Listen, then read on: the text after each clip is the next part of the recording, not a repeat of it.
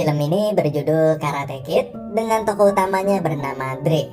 Dre adalah seorang anak yatim yang ayahnya telah meninggal dan saat ini ia hanya tinggal bersama ibunya aja.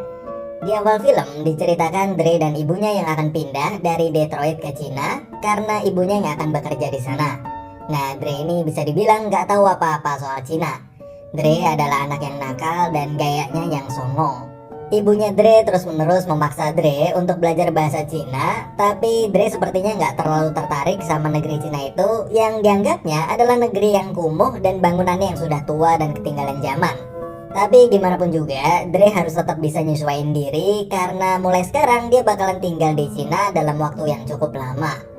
Nah, singkat cerita, sampailah mereka berdua di Dre sangat merasa asing di tanah di mana dia berdiri itu. Karena semuanya terasa baru buat dia. Mulai dari bangunan-bangunannya, orang-orangnya, rumah barunya, dan bahkan acara TV SpongeBob aja bahasanya pakai bahasa Cina dan subtitlenya juga Cina. Sekali lagi, Dre adalah anak yang nakal yang kalau naruh baju sembarangan. Di sana Dre pun ngebiarin jaketnya tergeletak di lantai gitu aja. Dan ngelihat itu, emaknya si Dre pun marah dan nyuruh Dre buat naruh jaket itu pada tempatnya. Lalu karena air panas di kamar mandinya itu dirasa rusak, maka ibunya Dre itu nyuruh Dre untuk manggil seorang teknisi yang bernama Mr. Han? Mr. Han adalah orang yang sangat tertutup dan pendiam. Pokoknya terkesan bukanlah orang yang ramah sama orang lain. Tapi di raut wajahnya Mr. Han itu, tampaknya ada sebuah kesedihan yang sangat mendalam yang mungkin dulu pernah menyimpannya dan akhirnya mengubah kepribadiannya menjadi seperti yang sekarang ini. Saat di situ Mr. Han yang sedang makan menggunakan sumpit pun merasa terganggu dengan kehadiran Dre. Akhirnya si Dre pun nungguin Mr. Han selesai makan dulu di luar. Tapi pas Mr. Han itu lagi makan, ada seekor lalat nih guys yang ngeganggu dia. Mr. Han pun mengangkat sumpitnya dan lalu lalu Dre pun pergi ke taman dan di sana dia mendapatkan teman-teman baru dan bermain basket bersama, bermain pingpong dan lain sebagainya. Di sana Dre melihat seorang gadis seumurannya yang sangat cantik bernama Mei Ying yang sedang duduk dan berlatih biola. Dre pun mencoba mendekatinya untuk sekedar mengobrol dan menyapanya. Gadis itu pun kelihatannya juga tertarik sama si Dre ini karena tingkah lakunya yang lucu dan rambutnya yang beda dari yang lainnya. Tapi tiba-tiba datanglah seorang anak lainnya bernama Chang yang kelihatannya dia juga menyukai si Mei Ying ini. Dan karena si Chang ini nggak suka kalau Dre ini ngedeketin si Mei Ying, maka untungnya mereka berdua segera dilerai sama si Mei Ying dan orang-orang di sana. Dan sesampainya di rumah, Dre yang nggak mau ngeliat ibunya khawatir itu karena mukanya yang babak belur, akhirnya masuk ke kamarnya secara diam-diam. Hingga esok harinya saat mau berangkat sekolah, dia pun memakai makeup ibunya dan memakai topi untuk menyembunyikan wajahnya itu. Tapi pas sampai di sekolah barunya itu, ternyata si Cheng dan Mei Ying itu juga sekolah di sana. Hari pertama di sekolahnya pun kelihatannya lancar-lancar aja nih guys, tanpa ada gangguan sama sekali. Setelah pulang sekolah, sore harinya Mr. Han pun datang ke rumah Dre dan membetulkan air panas di kamar mandinya itu. Tapi saat Mr. Han itu masuk, di sana terlihat Dre yang sedang berlatih karate dengan mengikuti gerakan-gerakan yang ada di TV. Mr. Han yang lagi di kamar mandi pun mencoba memanggil Dre, tapi dia nggak dengar. Lalu, what the f? Akhirnya Dre pun ke kamar mandi sambil bilang, Did you just hit me in my neck with a toothpaste cap? Gak lama maknya si Dre pun pulang dan ngerasa jengkel karena lagi-lagi dia ngelihat jaketnya si Dre itu yang tergeletak di lantai. Maknya itu pun marahin si Dre karena ngerasa kesel karena susah banget sini anak disuruh naruh jaket doang. Mr. Han yang lagi di kamar mandi itu pun melihat semua kejadian itu sambil terus benerin kamar mandi itu. Oke, singkat cerita, saat di sekolah, Dre yang trauma karena sebelumnya habis dipukulin sama si Chang pun terus-menerus main petak umpet setiap kali dia ngelihat si Chang dan teman-temannya itu. Hubungan Dre dan si Mei Ying pun juga semakin dekat dan akrab karena seringnya mereka bertemu di sekolah. Mei Ying ini lagi sibuk latihan biola karena bentar lagi dia bakalan ada kompetisi musik dan kompetisi itu penting banget buat dia dan keluarganya. Kedua orang tuanya si Mei Ying ini sampai manggil guru musik dari Spanyol buat ngajarin si Mei Ying. Lalu singkat cerita, Dre dan ibunya yang sedang jalan-jalan pun tiba-tiba mendengar suara kumpulan orang yang sedang latihan.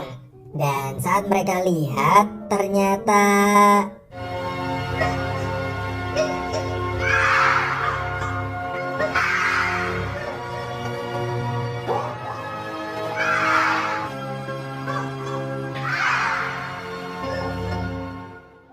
tapi saat Dre itu melihat-lihat ke dalam perguruan kungfu itu, ternyata si Chang, yaitu bocah yang membulinya di sekolah itu pun ternyata adalah murid di perguruan itu. Dre pun lalu langsung kesal dan pulang karena berpikir bahwa si Chang ternyata adalah orang yang jago kungfu. Dan dia nggak akan pernah mungkin menang lawan si Chang itu dan dia pasti bakalan terus dibully. Melihat perilaku Dre itu, ibunya pun khawatir dan bertanya apa yang sebenarnya terjadi. Tapi Dre nggak mau memberitahu ibunya itu bahwa dia selama ini sedang dibully. Dre hanya bisa marah dan berkata bahwa dia menyesal pindah ke Cina dan sangat membenci Cina. Hari-hari pun terus berlalu seperti biasanya di mana Dre yang dibully dan terus-menerus merasa ketakutan sama si Chang dan teman-temannya itu. Sampai guru sekolahnya pun juga nanyain ada masalah apa tapi Dre tetap nggak mau bilang. Lalu suatu hari saat Dre pulang sekolah, karena Dre udah nggak tahan lagi sama rasa takut yang mengganggunya itu, akhirnya Dre pun nekat buat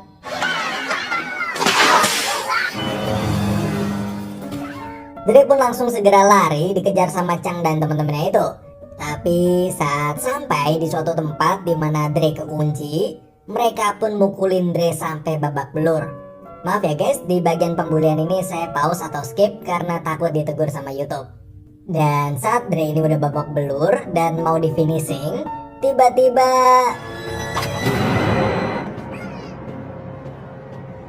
Om Jackie Chan pun datang. Maksud saya Mr. Han. Dan lalu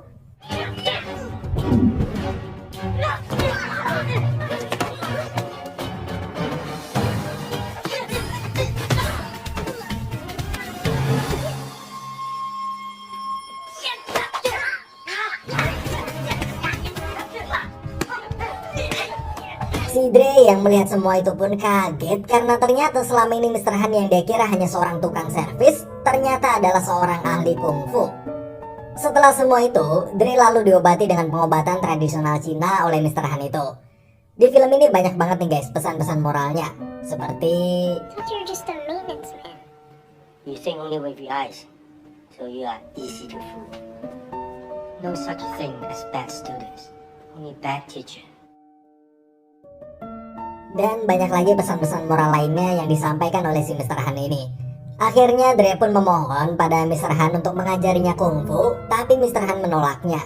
Sampailah di saat Mr. Han dan Dre mengunjungi perguruan kungfu anak-anak tadi untuk meminta maaf pada guru mereka karena keributan sebelumnya.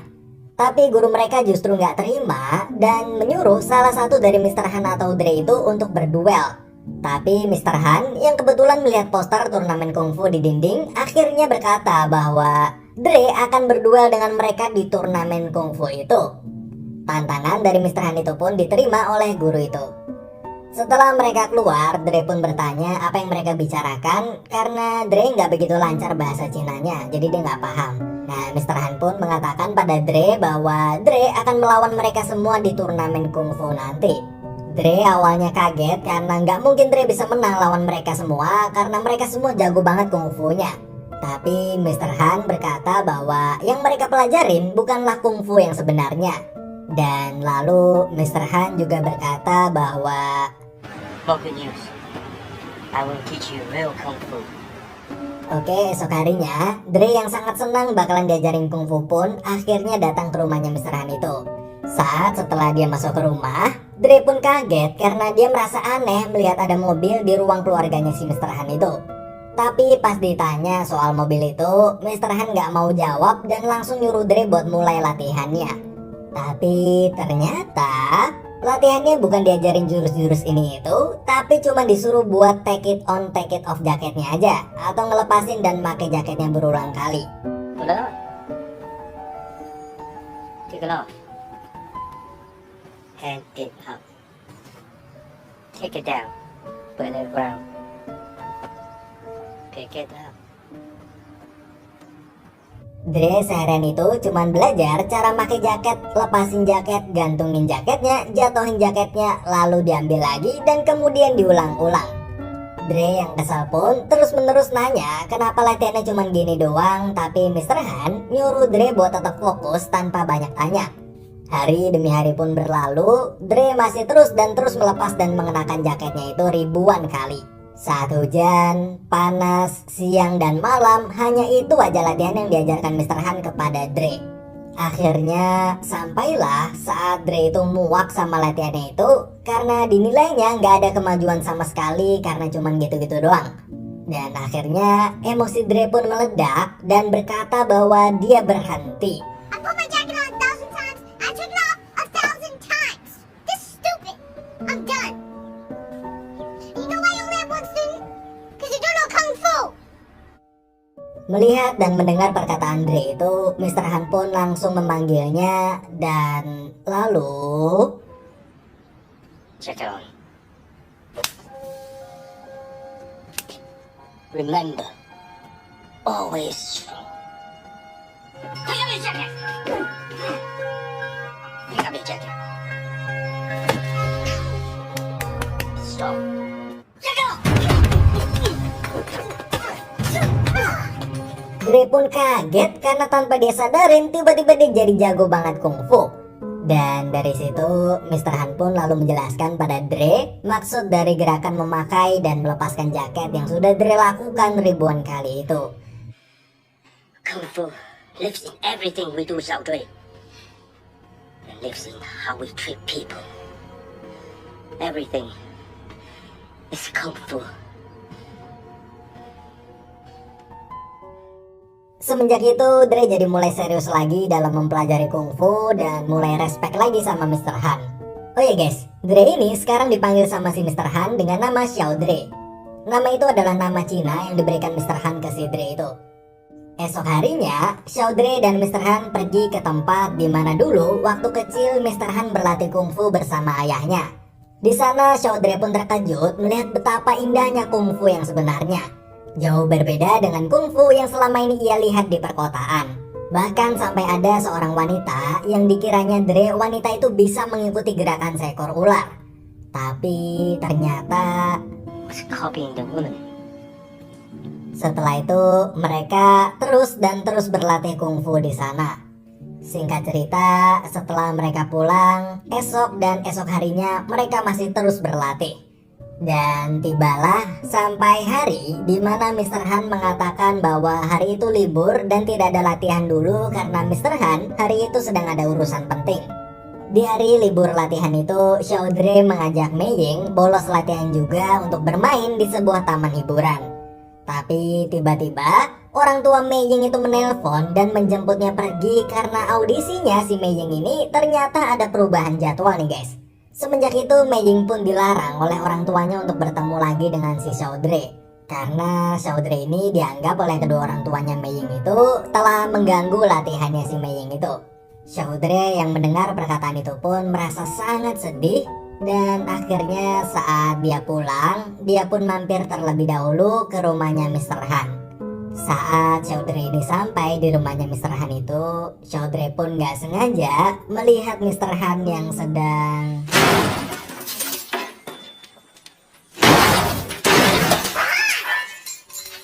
Mr. Han yang melihat Xiao Dre itu lalu marah karena hari itu dia telah menyuruhnya libur dan jangan datang ke rumahnya. Tapi Xiao Dre justru melihat sisi lain dari Mr. Han itu. Akhirnya Mr. Han pun menceritakan semuanya pada Xiao Dre tentang sebuah kejadian yang dulu telah mengubah hidupnya.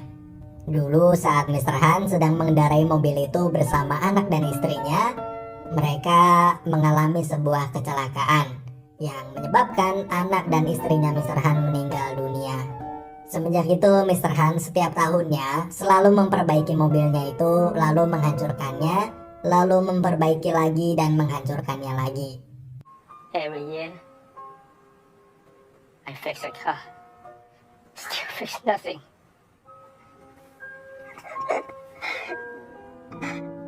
Momen di malam itu pun menjadi momen yang sangat dekat bagi mereka berdua, di mana mereka berdua saling sharing dan berbagi kesedihan satu sama lain. Singkat cerita, keesokan harinya, mereka berdua meneruskan latihannya itu. Hari demi hari pun berlalu, sampai akhirnya tibalah di malam hari sebelum turnamen dimulai. Di malam itu, Mr. Han dan Chaudhry saling berterima kasih satu sama lain, di mana Chaudhry berterima kasih pada Mr. Han karena telah membimbingnya berlatih kungfu dan sudah menjadi teman yang baik bagi Chaudhry. Mr. Han pun juga berterima kasih pada Chaudhry karena telah membantu menyadarkannya dan membuatnya bangkit dari keterpurukan masa lalunya Mr. Han itu. Dan sebelum mereka berdua pulang, Chaudhry pun meminta Mr. Han untuk menemaninya pergi ke rumah Mei Ying untuk meminta maaf pada kedua orang tuanya. Mendengar Chaudhry yang meminta maaf dengan tulus itu pun, ayah Mei Ying akhirnya mengizinkannya untuk tetap berteman dengan Mei Ying dan mereka juga akan hadir untuk menonton pertandingan Chaudhry di turnamen besok. Mendengar perkataan ayahnya Mei Ying itu, Chaudhry pun merasa sangat senang dan lalu... Rock and roll. Oke, akhirnya hari pertandingan pun tiba. Dan di awal sebelum pertandingan itu, Chaudhry yang melihat suasana aula pertandingan itu yang sangat meriah dan juga setelah melihat lawan-lawannya yang kelihatannya sangat tangguh pun jadi merasa gugup nih guys. Di sana juga terlihat Mei Ying dan kedua orang tuanya serta ibunya Chaudhry yang hadir di bangku penonton. Di pertandingan pertama, Chaudhry yang belum terlalu paham dengan peraturannya pun sampai harus ketakutan dan lari keluar lingkaran. Hal itu menyebabkan dia kehilangan poin pertamanya. Namun setelah dia bisa fokus, akhirnya dia pun berhasil membalikkan keadaan dengan menang 2 kali berturut-turut dengan skor akhir 2-1. Lalu tim dari perguruan si Cheng pun juga terlihat sangat kuat nih guys. Mereka bahkan bisa menang dengan mudah dengan skor telak. Di pertandingan kedua dan ketiga, mereka berdua baik Chaudhry dan Cheng sama-sama memenangkan pertandingan hingga melaju ke babak semifinal. Melihat Chaudhry yang melaju dengan mulus itu, gurunya si Cheng tampak agak gelisah. Dan saat di pertandingan semifinal itu, yang mana Chaudhry berhadapan dengan salah satu anggota timnya si Cheng, terlihat bahwa dia dan gurunya itu sudah mempersiapkan sebuah rencana. Dan rencana itu adalah...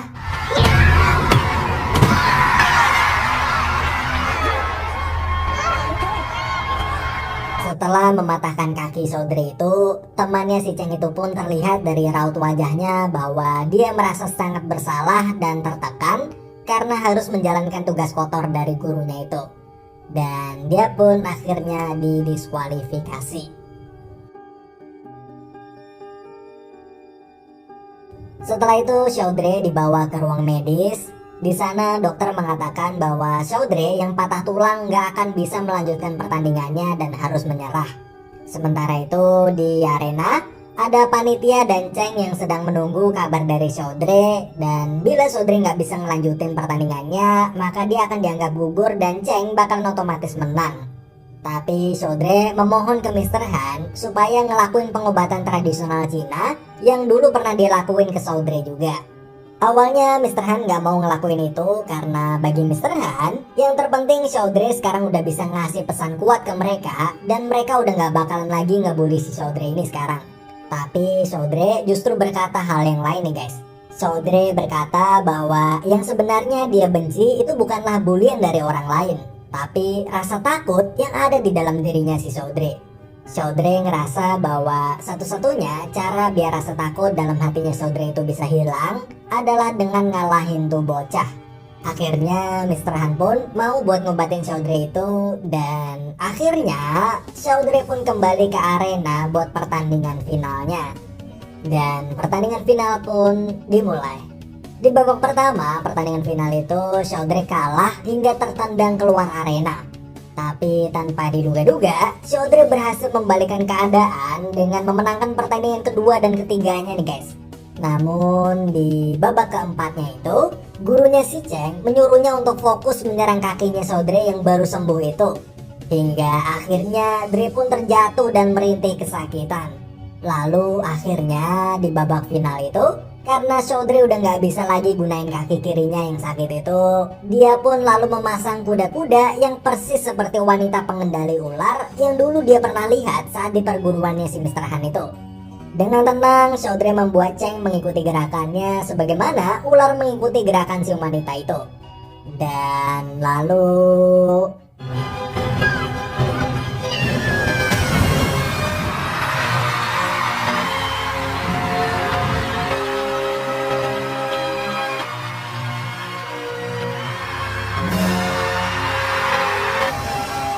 So Dre akhirnya kini bisa pulang tanpa ada lagi rasa takut di dalam hatinya. Dan film pun diakhiri dengan lagu dari Justin Bieber yang berjudul Never Say Never. Demikian nih guys alur film dari Insomnia kali ini.